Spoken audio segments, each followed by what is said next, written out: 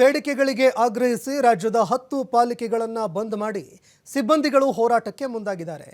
ಪ್ರತಿಭಟನೆಗೆ ಬಿಬಿಎಂಪಿ ಪಶ್ಚಿಮ ವಿಭಾಗದ ಪಾಲಿಕೆ ನೌಕರರು ಕೂಡ ಗೈರಾಗಿದ್ದಾರೆ. ಪ್ರತಿಭಟನೆಗೆ ಹೋಗದಂತೆ ಧಮಕಿ ಹಾಕಿ ಕೆಲಸ ಮಾಡಿಸ್ತಾ ಇದ್ದಾರೆ ಅನ್ನೋ ಆರೋಪ ಕೇಳಿಬರ್ತಾ ಇದೆ. ಬಿಬಿಎಂಪಿ ವಿಶೇಷ ಅಧಿಕಾರಿ ಸೂರಳ್ಕರ್ ವಿಕಾಸ್ ಕಿಶೋರ್ ವಿರುದ್ಧ ಆರೋಪ ಮಾಡಿದ್ದಾರೆ ನೌಕರಸ್ಥರು.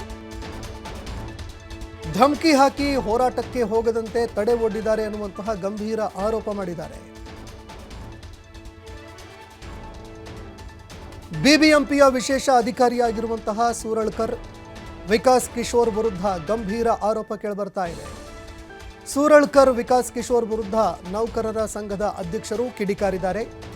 ಫ್ರೀಡಂ ಪಾರ್ಕ್ನಿಂದ ಮಲ್ಲೇಶ್ವರಂ ಪಾಲಿಕೆ ಕಚೇರಿಯತ್ತ ಸಿಬ್ಬಂದಿಗಳು ಈಗ ತೆರಳುತ್ತಾ ಇದ್ದಾರೆ. ಮಲ್ಲೇಶ್ವರಂನ ಬಿಬಿಎಂಪಿ ಕಚೇರಿಗೆ ತಮ್ಮ ಮೇಲೆ ಆಕ್ರೋಶ ಮತ್ತೆ ಆರೋಪವನ್ನು ಕೂಡ ಮಾಡಿದ್ರು. ಈಗ ಪ್ರತಿಭಟನಾ ನಿರತರು ಕೂಡ ಇಲ್ಲಿ ಬಂದಿದ್ದಾರೆ. ತಾವೇನು ಹೇಳ್ತೀರಾ? ಫಸ್ಟ್ ಪಾಯಿಂಟ್ ಅಂದರೆ ಇವರು ಪ್ರತಿಭಟನೆ ಮಾಡ್ತಾ ಇದ್ದರೆ ಅದಕ್ಕೆ ಪೀಸ್ಫುಲ್ ಆಗಿ ಮಾಡಿದರೆ ನಮ್ಮದೇನು ಪ್ರಾಬ್ಲಮ್ ಇಲ್ಲ. ಒಂದು ಎರಡನೇದು, ನಾವು ಆಫೀಸ್ ನಡೆಸಬೇಕಾಗಿದ್ದರೆ ಒಬ್ಬರು ಕನಿಷ್ಠ ಒಬ್ಬ ಡ್ರೈವರು ಮತ್ತು ಆಫೀಸ್ ಅಸಿಸ್ಟೆಂಟ್ ಅವರಿಬ್ಬರಿಗೆ ಮಾತ್ರ ಬರಲಿಕ್ಕೆ ಹೇಳಿರುವಂಥದ್ದು. ವೆಸ್ಟ್ ಝೋನಲ್ಲಿ ಮೋರ್ ದ್ಯಾನ್ 3000 ಸ್ಟಾಫ್ ಇದ್ದಾರೆ. ಅವ್ರಿಗೆ ಇಬ್ಬರಿಗೆ ಮಾತ್ರ ಆಫೀಸ್ಗೆ ಬರಲಿಕ್ಕೆ ಹೇಳುವಂಥದ್ದು. ಬಾಕಿ ಹುಟ್ಟಿದವರು ಆಲ್ರೆಡಿ ಪ್ರತಿಭಟನೆಯಲ್ಲಿ ಪಾರ್ಟಿಸಿಪೇಟ್ ಮಾಡ್ತಾ ಇದ್ದಾರೆ. ಈಗ ತಾವೇ ಹೇಳಬೇಕು, ನಮಗೆ ನಮ್ಮ ವೆಸ್ಟ್ ಝೋನಿಂದ ಅಲ್ಲಿ ಎಷ್ಟು ಜನ ಬಂದಿದ್ದಾರೆ, ಎಷ್ಟು ಜನ ಬಂದಿಲ್ಲ.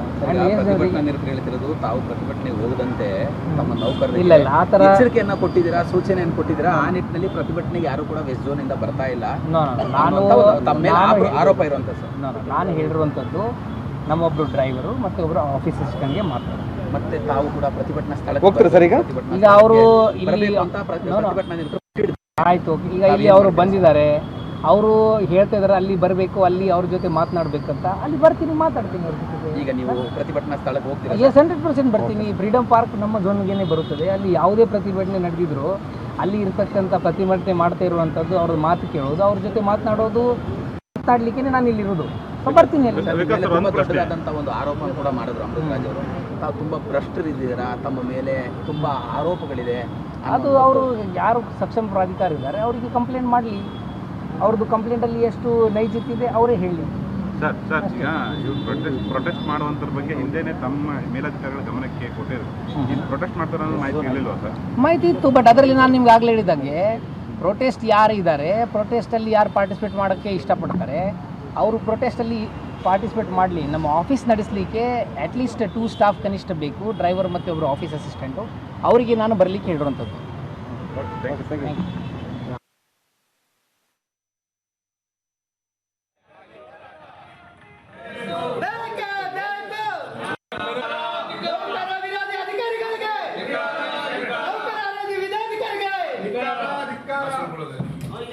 ದಯವಿಟ್ಟು ನಿಮ್ಮ ಕರ್ತವ್ಯ ನೀವು ಮಾಡ್ಕೊಳ್ಳಿ ಸರ್, ನಮ್ದೇನಿಲ್ಲ.